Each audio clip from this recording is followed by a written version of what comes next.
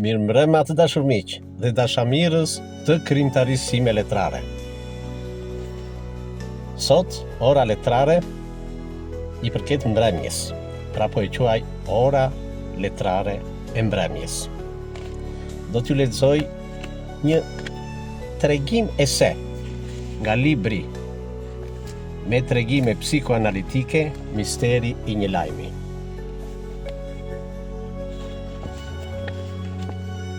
Lutja e sotme. Emigrantit në ka kohë që I dhembë çdo pjesë e trupit, prandaj dhe ka vështirë nga ta nisë më parë ankesën. Edhe kur e nis nga qafa në një çast bisede, çastin tjetër takus e nis me veshkat për ta filluar me zorët në tjetër takim. Nuk mbeten pas në primaritet edhe flokët që po I rallohen, të cilat edhe pse nuk dhembin, përbëjnë problem shqetësues për emigrantin në. Me një fjalë, diçka në trupin e tij ka diçka që nuk I punon normalisht. Këtë gjendje e di një lloj si ata që janë në kontakt të përditshëm, ashtu dhe më I rastësishmi në takim.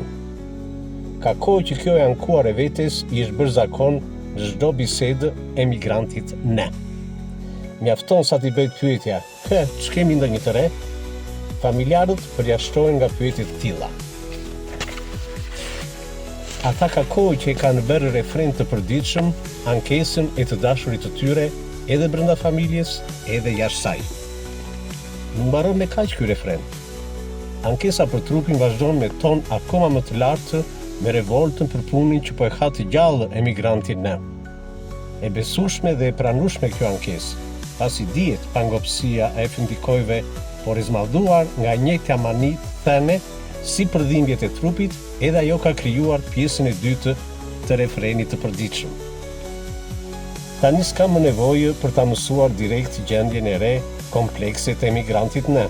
Mjafton njerin prej të afërmve apo të njohurve të tij ta takosh dhe ke mësuar diçka për të.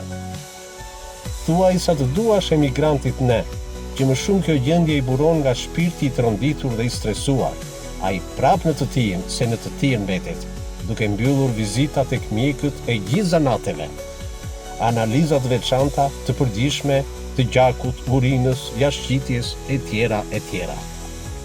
Një grim cereri në veshka I mjafton për të qarkulluar trupit 10 litra ujë të zjerë me mustaqe misri e bimët të tjera të këshilluara nga shitësit. Duke lënë veten në dorën e ankesave dhe merakut të tepruar për shëndetin, emigranti në dan nga dalë është qetësuar edhe në marrëdhëniet me njerëzit, sidomos me shokët e vjetër. I mbyllur si kërmilli në guaskën e tij, ai lëvisi vetëm një lloj si lëvizja e kërmillit. E kotët I kërkosh emigrantit në takime për një shëtitje, kafe, vajtje në plazh e tjera.